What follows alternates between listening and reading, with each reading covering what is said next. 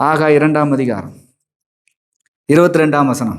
ராஜ்யங்களின் சிங்காசனத்தை கவிழ்த்து ஜாதிகளுடைய ராஜ்யங்களின் பலத்தை அழித்து ரதத்தையும் அதில் ஏறியிருக்கிறவர்களையும் கவிழ்த்து போடுவேன்.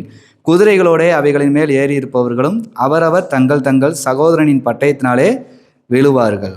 ராஜ்யங்களின் சிங்காசனத்தை கவிழ்க்கிற கர்த்தர் ஆகாய் தீர்க்கதரிசியை கொண்டு இங்கு யூத ஜனங்களுக்கு கர்த்தருடைய வார்த்தை செல்லுகிறது. இந்த ஜனங்கள் எந்த நிலைமையில இருக்கிறார்கள் அப்படின்னா, ஆகாய் தீர்க்கதரிசி கொண்டு ஒரு சிறையிருப்பின் நாட்களில் இருக்கிற காலங்கள் தான் அந்த காலங்கள். ஏற்கனவே இஸ்ரவேல் பிடிக்கப்பட்டு போயிடுச்சு. யூதாவின் ஜனங்கள் எல்லாரையும் பாபிலோன்ல சிறைப்படுத்தி வைத்து விட்டார்கள். அப்படிப்பட்ட ஒரு காலங்களின் மத்தியில தீர்க்கதரிசிகளுக்கு தேவனுடைய வார்த்தை வந்து கொண்டே இருக்கிறது. அதுல இங்க ஒரு திட்டமான ஒரு வார்த்தை ஆகாய தீர்க்கதரிசியை கொண்டு கர்த்தர் சொல்கிறது என்னன்னா, மீண்டும் வண்ணமாக எருசலேமிலே ஆலயம் கட்டப்படுங்க. அங்க ஒரு கல்லின் மேல ஒரு கல் இராதபடிக்கு இடித்து அதுல இருக்க தங்கங்கள் எல்லாத்தையும் எடுத்துட்டு போயிட்டாங்க. சூறையாடப்பட்டுச்சு, தீக்கிரையாக்கப்பட்டுச்சு. அந்த அலங்கார வாசல்கள் எல்லாமே நிர்மூலமாயிடுச்சு. அது நிர்மூலமாகி பல ஆண்டுகள் கடந்து விட்டது. ஆனாலும் தேவன் தம்முடைய தீர்க்கதரிசிகளை எழுப்பிக் கொண்டே இருந்தார். அப்போ இப்போ ஒரு சிறைப்பின் நாட்களே இருந்து பழகினவங்களுக்கு பழைய காலங்கள்லாம் மறந்தே போச்சு. இப்போ அவங்களுக்கு என்ன தேவை? உணவு தேவை, சரியான ஒரு வேலை தேவை, அதுக்குரிய கொஞ்சம் கூலி தேவை. அவங்களுடைய சொந்த பந்தங்கள் எத்தனையோ பேர் பிற தேசங்கள் அடிமையாக இருக்காங்க. ஒரு சில பேர் சொந்த தேசத்தில் அடிமையாக்கப்பட்டவங்களா இருக்காங்க. இவங்க சிறைப்பிடித்து கொண்டு போன தேசத்தில் இருக்காங்க. இப்படி ஒரு சிதறி இருக்கிற காலத்தின் மத்தியில் இவங்களுக்கு பழைய காலத்தை நினைக்க கூட நேரம் இல்லை. பழைய ஆலயம் எப்படி இருந்திருக்குங்க நோக்கம் கூட மறந்து போச்சு. எல்லாமே இவங்களுக்கு விட்டு போச்சு. அப்படிப்பட்ட நேரத்தில் ஆகாய தீர்க்கதரிசி எழுப்பி இப்படியாக நீங்கள் செய்யுங்கள் அப்படின்னு சொல்லுகிறார். ஏற்கனவே இதற்கு முந்தின தீர்க்கதரிசியை ஒருத்தனை எழுப்பி தான் கர்த்தர் ஆலயத்தை கட்ட ஆரம்பிங்கும் போது அங்கே ராஜாவுடைய கண்களை தயவு கிடைத்து ஆலயம் கட்டுவதற்கான எல்லா பணியும் நடந்துச்சு.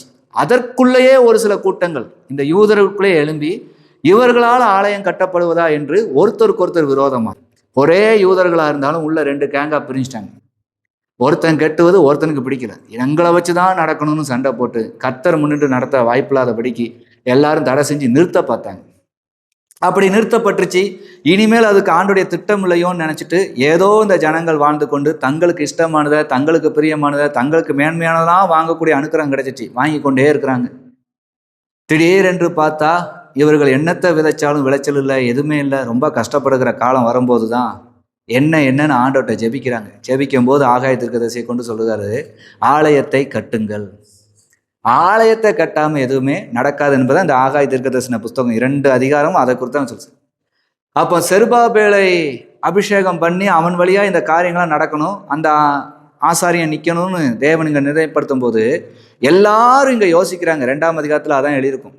இது எப்படி நடக்கும்? சாத்தியமே இல்லையே. இந்த இருக்குல்ல 3ஆம் வசனத்தை படிங்க.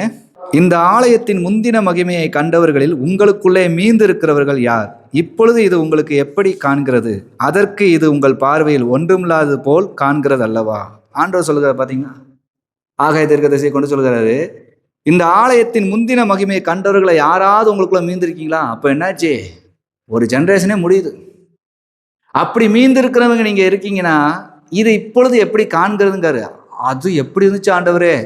இப்போ துளி அளவு கூட வாய்ப்பு கிடையாது. அதுல இருக்க பாதி அளவு கூட கொண்டு வர எங்களுக்கு நிர்வாகமும் கிடையாது, பொருளும் கிடையாது, திடனும் கிடையாது, ஆட்களும் கிடையாது. இருக்குதுல ஒன்றும் இல்லாத போல காண்கிறதுல ஆனா நான் உருவாக்குவேன் என்று ஆண்டவர் சொல்லுகிறார். அப்படி சொல்லும் போதுதான் இவர்களுக்கு இன்னும் நம்பிக்கை பிறக்காத வேலைகள். இவர்கள் எகிப்தை விட்டு கடந்து வந்தது, பார்வோன் சேனை ஆண்டவர் முறியடித்தது, எதுவுமே உங்களுக்கு யாவுமே இல்லை, மறந்து போச்சு. அதனாலதான் இங்க அந்த கடைசி வசனத்திலே சொல்லுகிறார், ராஜ்யங்களின் சிங்காசனத்தை கவிழ்த்து. ஆண்டவர் எத்தனை ராஜ்யங்களின் சிங்காசனத்தை கவிழ்த்தவர். நேபுகாத் நேச்சார் பயங்கரமாய் உலகத்திலே நான் தான் சிறந்தவன் என்று தனக்கான ஒரு பொற்சிலையை, பெரிய சிலையை நிறுவி உலகம் எல்லாம் என்னுடைய, அதாவது நான் நடத்தி வந்த பாதைகளை நினைச்சு நான் தான் உலகத்தையே ஆளுகிற ராஜா என்று என்னைக்கும் சொல்லணும் ஒரு திட்டம் தீட்டி செய்தான். அவன் வைத்திருந்த ராஜ்யத்தின் எல்லா திட்டங்களும் ஒன்றும் போச்சு. நேபுகாத் நேச்சாரே மறக்கப்பட்டவராய் போனார். அதற்கடுத்து வந்த மேதிய பெர்சிய ராஜாக்கள் எல்லாரையும், ராஜ்யங்களின் சிங்காசனத்துல உட்கார்ந்து இருக்கிறவங்களை ஆண்டவர் என்னன்னாரு? கவிழ்த்தார். இன்றைக்கு வரைக்கும் உலகத்துல எத்தனையோ நிலைமைகள் நடந்து கொண்டுதான் இருக்குது. ராஜ்யங்களின் சிங்காசனத்தை கவிழ்க்க தேவனால கூடும். ஒருவரை ராஜ்யத்தில் உட்கார வச்சிருக்கிறனாலும் அது யாரு? தேவன் தான். அதுவே நிலைச்சிரும்னு யாரும் சொல்ல முடியாது. அதனால ராஜ்யங்களின் சிங்காசனத்தை கவிழ்க்கிறவர். வரலாறுகளை பாருங்க, பரிசுத்த வேதாந்தத்தில் பாருங்க, எத்தனை பேர் அதுக்கடுத்து எங்கள் பிள்ளைங்க தான், இல்லை அதுக்கடுத்து நாங்கள் இப்படி ஆக்கும், இல்லை எங்களுக்கு அடுத்து யாருமே கிடையாது, நான் ஒரு ஆளை தான் நிற்பேன், இப்படி சாய்ச்சிருனாக்குன்னு இருந்த எல்லாருடைய சிங்காசனங்களும் அவர்கள் இருக்கும்போதே கவிழ்க்கப்பட்ட காலங்கள் உண்டு. இன்றைக்கும் எத்தனையோ செய்திகளை நாம் உலக நாடுகள் நடக்கிற எத்தனையோ காரியங்களை பார்த்து கொண்டிருக்கிறோம். ஒரு ராஜ்யம் உருவான அந்த ராஜ்யத்தை கவிழ்க்கிறதுக்கான அனைத்து வேலைகளும் கவிழ்த்துகிற வேலைகளும் நடந்து கொண்டு தான் இருக்கு. நிற்கிறவர்கள் யாருமே தன்னுடைய சுயபலத்தில் நிற்கவில்லை, தேவனுடைய கிருபையினால் தான் நிற்கிறாங்கிறத மறக்கக்கூடாது என்பதற்காக அன்று ஆகாய தீர்க்கதரிசி கொண்டு ஜனங்களுக்கு ஞாபகப்படுத்தார். நான் ராஜ்யங்களின் சிங்காசனங்களை கவிழ்த்து, அடுத்து ஜாதிகளுடைய ராஜ்யங்களின் பலத்தை அழித்து. இது என்னன்னா, எங்களுக்குன்னு ஒரு கூட்டமே இருக்கு, எல்லாமே இப்ப எங்க கூட்டம் ஆக்கிட்டோம். ஒரு கூட்டத்தையே சம்பாதிச்சு வச்சிருக்கோம். எங்களை இனிமேல் யார் என்ன பண்ண முடியும்? எங்களுக்கு ஒண்ணுனா அத்தனை பேர் எழும்புவாங்களாக்கும், அத்தனை காரியம் நடக்குமாக்கும்னு நினைக்கிறவங்களுக்கு இங்க ஆண்டவர் சொல்கிறாரு, அந்த ஜாதிகளுடைய ராஜ்யங்களை ஒழித்தார், அழித்து போட்டாரு. ஏன்? அவர்களுக்குள்ளே சண்டை வர வச்சு ஒருத்தருக்கு ஒருத்தர் அழிய பண்ணின கர்த்தராகவும் அவர் இருக்கிறார். துதி செய்ய தொடங்கினதும் எதிரிகள் தங்களுக்குள் வெட்டுண்டு மடிந்தனரே. ஒரு யூத தேசத்தை எதிர்ப்பதற்கு 3 தேசத்தின் ராஜாக்கள் சேர்ந்து திட்டம் போட்டு வந்தாங்க. அன்றைக்கு யூத தேசத்தை ஆண்டு கொண்டிருந்தவர் யோசபாத் ராஜா. அந்த யோசபாத் ராஜாவுக்கு தெரிஞ்சதெல்லாம் தேவனுடைய கிருபை தான். 3 ராஜாக்கள் திட்டம் திட்டி யூதாவை விட ஜனம் பெருத்த படை பெருத்த ராஜ்யம் எதிர்த்து வருது. யோசபாத்துக்கு ஒன்றே ஒன்றுதான் தெரியும், என்னை ராஜ்யபாரத்தில் உட்கார வச்சது நீங்க தான். எதுக்கு உட்கார வச்சீங்கன்னா, இந்த ஜனங்களை உன் வழியில நடத்துவதுக்கு தான். நான் இதை செய்கிறேன், ஆனாலும் இப்படி வருகிறார்கள். இந்த யுத்தத்தில் நான் என்ன செய்யணும்? ஆண்டவர் சொல்கிறாரு, நீ யுத்தத்துக்கு போ, நான் உனக்கு வெற்றியை தருவேங்கிற மாதிரி தான் அன்னைக்கு சொல்லி வச்சிருக்கேன். இவன் இந்த யுத்தத்துக்கு ஆயத்தப்படுத்தலாம் யாரு? துதிக்கிறவர்களையும் ஜெபிக்கிறவர்களையும் முன்னாடி நிறுத்திட்டார்.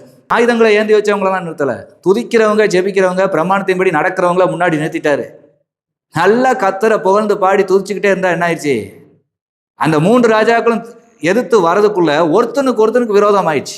விரோதமான ஒரு கூட்டத்துக்கு விரோதமாக சண்டை போட்டு எதிரிகள் தங்களுக்குள்ளே வெட்டுண்டு மடிஞ்சினர். அவர் ஜாதிகளின் ராஜ்யங்களை ஒழிச்சு போடுவார், அழிச்சு போடுவார். எங்களுக்கு இந்த பலன் இருக்காக்கும், எங்களுக்கு இந்த திறன் இருக்காக்கும், நாங்கள் யாராக்கும் முடியாது. என்னைக்குமே தேவ பிள்ளைகள் கூட்டத்தை பெரிதாக எண்ணவே கூடாது. நாங்கள் ஒரு கேங்காக இருக்கோம், நாங்கள் ஒரு கூட்டமாக இருக்கோம், ஒன்றும் கிடையாது, ஒன்றுமே கிடையாது. நம்ம எந்த கேங்கும் கிடையாது. நமக்கு எல்லாத்துக்கும் தெரிஞ்சது என்ன இருக்கணுமானா, எல்லாரும் அந்த நித்திய ராஜ்யத்தில் பங்கு பெறணும். பயக்கிறவங்களா இருந்தாலும் சரி, எதுக்கிறவங்களா இருந்தாலும் சரி, அழிக்கிறவங்களா இருந்தாலும் சரி, எல்லாரும் மனம் திரும்பணும், அந்த பரலோக ராஜ்யத்தை அடையணும். அந்த கூட்டத்தில் ஒருவங்களாக தான் நம்ம ஒரு காலத்தில் இருந்திருப்போம். இயேசு என்னும் இரட்சகர் நம்மளை சந்தித்ததுனால இன்னைக்கு மனம் திரும்பி வாழ்கிறோம். அப்போ நாமும் அதைத்தான் விரும்பணும். என்றும் அழியாத ஒழியாத ராஜ்யத்தின் மேல நம்பிக்கை வைக்கணும். அதுதான் பரலோக ராஜ்யம். அதற்குரிய அதிகாரி இயேசு கிறிஸ்து. அவர் தேவனின் வீட்டுக்கு அதிகாரி. அவர் மீது நம்பிக்கை வைத்திருக்கிறவர்கள் மரித்தாலும் பிழைப்போம். இந்த நம்பிக்கை விடாதபடி இருக்கும். அப்போ ஆகாய தீர்க்கதரிசி கொண்டு அங்க ஞாபகப்படுத்துகிறார், ஜாதிகளின் ராஜ்யங்கள் பலத்ததா கூட்டமா இருக்காங்க, எங்கிட்ட படையே இல்லைன்னு நினைக்கிறியா? அத்தனை ராஜ்யங்களையும் கவிழ்த்தவதும் ஒழித்தவரும் நான் என்பதை நீ மறந்து விடாதேன். அடுத்து 3ஆவதாய், ரதத்தையும் அதில் ஏறி இருக்கிறவர்களையும் கவிழ்த்து போடுவேன், குதிரைகளோட அவைகளின் மேல் ஏறி இருப்பவர்களும் அவரவர் தங்கள் தங்கள் சகோதரின் பட்டயத்தினாலே விழுவார்கள். நிறைய ரதம் வச்சிருக்கோம், ரதத்தை ஓட்டக்கூடிய ஆட்களை வச்சிருக்கோம். எங்க ரதத்தை ஓட்டக்கூடிய ஆட்களுக்கு சமமா கூட உங்ககிட்ட ஆள் இருக்கான்னு கேட்கிற ஜனங்கள் மத்தியில் ஆண்டவர் சொல்கிற வார்த்தை, நான் ரதங்களின் மேல இருக்கிறவங்களே என்ன ஆயிடுவேன்? கவிழ்த்து போடுவேன். குதிரைகள் மேல ஏறி ஒருத்தனுக்கு ஒருத்தன் வெட்டணும்னு போறவனை சகோதரர்களே சண்டை எடுத்து விட்டு வரான், என்ன ஆயிடுவானா? ஒருத்தனுக்கு ஒருத்தன் வெட்டி செத்து போயிடுவான். நீ பயப்படாதே, சிறு கூட்டம் என்று நினைக்காதே, உன்னை நான் நேசிக்கிறேன், உனக்கு என்னை தவிர வேற எந்த பலனும் இல்லை, சுற்றி பார்க்காத, எதுவுமே இல்லாதது போலதான் இருக்கும். ஆனால் யூதாவே, இஸ்ரவேலே, நான் உன்னோடு தான் இருக்கிறேன் என்று ஆகாய தீர்க்கதரிசியை கொண்டு சொல்லுகிறார். மீண்டும் வண்ணமாய் நீங்கள் துதி சத்தத்திலும் ஜெப சத்தத்திலும் பெருகி இருக்கிற காலம் வந்துருச்சு. உங்களை ஒடுக்கின எல்லாவித காரியங்களும் ஒளிந்து போய் கொண்டிருக்கிறது என்பதை ஆண்டவர் அங்கே சொல்லுகிறார். அப்போ இவங்க இந்த ரதங்களின் சேனைகளெல்லாம் ஆண்டவர் கவிழ்த்தாருங்கும் போது இவங்க என்ன நினைச்சுக்கலாம்? நானே இதை சிந்திக்கும் போது ஒன்று நினைச்சேன், நீங்க யாரை சிந்திக்கிறீங்க? ரதங்களில் ஏறிக்கிறதுக்கெல்லாம் கவுத்தாரு, செங்கடலை பிளந்து இஸ்ரவேல் ஜனங்களை வழி நடத்தினது. அந்த பார்வோன் சேனையை பார்த்தீங்களா? இஸ்ரவேலை வழிவிட்டு அனுப்புவேனாலும் அவங்கள தொடர்ந்து போய் பயமுறுத்தி அவங்கள எப்படியா திரும்பவும் பிடிச்சிட்டு வரணும்னு தேவையில்லாத திட்டம் போட்டான். ஆண்டவர் ஏற்கனவே என்ன சொல்லியிருந்தாரு? பார்வோனுடைய இருதயத்தை கடினப்படுத்துவேன். அது நடக்குன்னு கூட தெரியாம செங்கடல் பிளந்து இஸ்ரவேல் ஜனங்க உள்ள போனாங்க. இவங்க என்ன பண்ணாங்க? ரதத்தோடும் குதிரைகளோடும் உள்ள போனாங்க. தேவையா இது? நடந்தது என்ன? ஏன்னா ரதங்களின் இரைச்சலையும் குதிரைகளுடைய இரைச்சலையும் கேட்டா ஜனங்கள் பயந்து நடுங்கிடுவாங்கன்னு நினைச்சு இந்த பார்வோன் திட்டம் போட்டான். யாத்திராகமம் 14ஆம் அதிகாரம் 23ஆம் வசனத்தை வாசிங்க. அப்பொழுது எகிப்தியர் அவர்களை தொடர்ந்து பார்வோனுடைய சகல குதிரைகளோடும் ரதங்களோடும் குதிரை வீரரோடும் அவர்கள் பிறகாலே சமுத்திரத்தின் நடுவே பிரவேசித்தார்கள். சமுத்திரத்தை திறந்து வெட்டாந்தரையில் நடந்து போறாங்கன்னு கூட எண்ணம் இல்லை பார்வோனுக்கு. இப்பவும் இந்த இரைச்சலை கண்டா எப்படி இருக்கும்? ரதங்கள் கிடுகிடு கிடுகிடுன்னு ஓடும். இன்னைக்கு ஓடுற தார் வண்டி மாதிரி இருக்கும். சத்தம் கிடுகிடு கிடுகிடு கிடுன்னு கேட்கும். குதிரைகளுடைய அதோடைய கணைக்குதல் சத்தமும் அவருடைய கால் தடத்தின் சத்தமும் எப்படி இருக்கும்? அதிர பண்ணுது. ஏன்னா அவ்வளவு திரளான சேனைகளை உள்ள கொண்டு போயிட்டான். இதை கொண்டு போய் அவங்கள பயமுறுத்தணும்னு அவங்க பயந்து என்கிட்ட வந்துருவாங்க, பயம் காட்டுவாங்க. நான் எவ்வளவோ ரதங்களை வச்சிருக்கேன் தெரியுமா, எவ்வளவு குதிரைகளை வச்சிருப்பேன் தெரியுமான்னு ஆண்டவர் இதை முதற்கொண்டு இஸ்ரவேலுக்கும் மோசேக்கும் வெளிப்படுத்திட்டாரு. அவங்க ரதங்களோடும் குதிரைகளோடும் வருவாங்க. ஆண்டவர் சொல்லிக்காரு பாருங்க, இது நடக்கிறதுக்கு முன்னாடியேவும். 18ஆம் வசனத்தை வாசிங்க.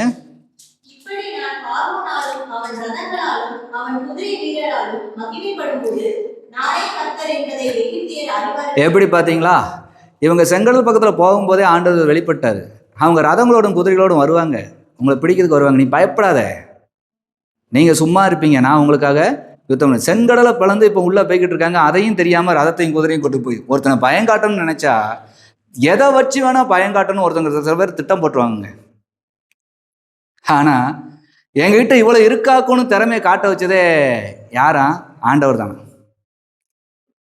ஆண்டவரே நம்பி இருக்கிற மனுஷங்களுக்கு விரோதமா நாங்க இவ்வளவு படைபலம் வச்சிருக்கோம், அது வச்சிருக்கோம், இது வச்சிருக்கோம், உங்க சொந்தங்கள் யாரோ அப்படி எழும்பலாம் உங்களுக்கு விரோதமா. பயப்படாதீங்க, அது எதுவுமே ஒன்றும் செய்யாது. அது எல்லாம் அத்தனையும் வச்சு அது அவங்கள முடிக்கிறதுக்கு தான் அவங்க வச்சிருக்காங்க, உருவாக்குறதுக்கு வைக்கல. ஆமா, இத்தனையும் வச்சு ஒருத்தனை முடிக்க தானே பாக்குறாங்க, உருவாக்க நினைக்கல. நம்ம எதை நினைக்கிறோமோ அது நமக்குத்தானா, அது கட்டாயமா வரும். அன்று பார்வோன் நினைச்சது ரதங்களையும் குதிரைகளையும் வச்சு இஸ்ரவேலை பயமுறுத்தி இழுத்துட்டு வந்துருவேன்னு நினைச்சான். ஆண்டவர் என்ன பண்ணாரு? ரதமும் குதிரையும் ஒன்றும் இல்லை, கடல்ல மூழ்கடிப்பேன்னு என்ன ஆயிட்டாரு? மூழ்கடிச்சாரு. அது நல்லபடியா மூழ்கடிச்சாரு. ஆண்டவர் எப்படிப்பட்டவன் தெரியுமா? கொஞ்சமா திரும்பி போக மனசு கொடுத்தாராம். என்னாச்சான்? 25ஆம் வசனம். அவர்களுடைய ரதங்களிலிருந்து உருளைகள் கலரவும் அவர்கள் தங்கள் ரதங்களை வருத்தத்தோட நடத்தவும் பண்ணினார். அப்பொழுது எகிப்தியர் இஸ்ரவேலை விட்டு ஓடி போகணும் அவங்களுக்குள்ளே சொல்ல ஆரம்பிச்சிருக்காங்க. ஆனாலும் அந்த ராஜா என்ன பண்ணுவாரு? ஏய், நீங்க ஓடி போகும் திட்டம் போட்டா அதுல வர அவங்க வார்த்தை சொல்றாங்க, அவங்களுடைய கத்தர் அவங்களோட தான் இருக்கிறாரு, நம்ம தேவையில்லாம மோதுறோம். ஆனாலும் மோதணும். ஆண்டவர் என்ன பண்ணிட்டாரு? எல்லா உருளைகளும் உருண்டுருச்சு, நடு சமுத்திரத்துக்கு வந்துட்டாங்க, கடல் பலர்ந்துருக்கு. இஸ்ரவேலர்கள் மேலே மலை ஏறி அவங்க அங்கிட்டு போய் ஒதுங்கிட்டாங்க. இப்போ தேவன் காக்க நினைச்ச ஜனம் ஒதுங்கிருச்சு. இனிமேல் ஆண்டுடைய திட்டத்தை இவங்க இனிமேல் ரதத்தை எடுத்துட்டு வெளியில் வர முடியுமா? இவங்க ரதத்திலே ஏறி பழகுவாங்க, நடக்கிறதுக்கு சோம்பேறியா இருக்கும். குதிரைகளே ஏறி பழகினவங்க திரும்பி ஓடுறதுக்கு முடியுமா? குதிரை என்ன ஸ்பீடில் உள்ள போயிருக்கும். இப்போ இவங்க அந்த ஸ்பீடுக்கு வெளியில் வர முடியுமா? எல்லாத்தையும் விட்டுட்டு ஓடி வர நினைச்ச ஆண்டவர் சமுத்திரத்தை மூடி போட்டார். இதைத்தான் ஆகாய் 2ஆம் அதிகாரத்தில் சொல்லுகிறார். நான் ரதங்களின் மேல் ஏறி இருக்கிறவர்களை கவிழ்த்து குதிரைகள் மேலே ஏறி வருகிறவர்களை தங்களுக்குள்ளே வெட்டுண்டு மடிய பண்ணுகிற கர்த்தர், என்னால் ஆகாத காரியம் ஒன்றுமே இல்லை. ஆகவே உங்களோடு இந்த கர்த்தர் பெரிய காரியத்தை செய்வார். அவர் ராஜ்யங்களின் சிங்காசனத்தை கவிழ்த்து போடுகிறவர், அவர் ஜாதிகளின் ராஜ்யங்களை ஒழிக்கிறவர். படைபலம் பணபலம் எல்லாம் ஆண்டவர்கிட்ட செல்லவே செல்லாது. தன்னை தாழ்த்தி வெறுமையாய் ஆண்டவர்கிட்ட ஒப்பு கொடுத்து ஜெபிக்கிறவங்களே தேவனுக்கு உகந்தவங்க. என்கிட்ட அது இருக்கு இது இருக்குன்னு நினைக்கிறவங்களாம் முடியாது. உபவாச நாளையும் உங்களை தாழ்த்தி கொடுக்க வந்திருக்கீங்க, இன்னும் உங்களை தாழ்த்தி கொடுத்து வெறுமையாக்குங்க. ஆண்டவர் உங்களோடு இந்த பலத்த கிரியைகளை செய்வார். கர்த்தர் தாமே உங்களை ஆசீர்வதிப்பாராக. ஆமென்.